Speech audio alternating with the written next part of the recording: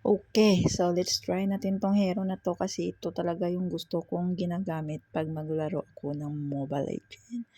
So ayan na nga, tingnan natin kung ano talaga kapersado ang aking hero, 'yan. So 'di ba, naka-triple kill ang aking hero, monster kill pa at mega kill siya, oh my God!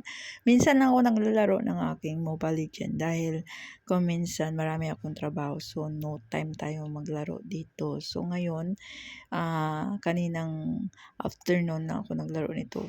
Grabe, hindi talaga nag-iiba yung power natin dito kay Baksana.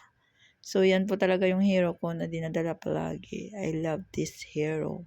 Kasi, mahilig pa ako maggamit ng mage kaysa mga fighter at sa, ano, ayan o, tingnan ninyo.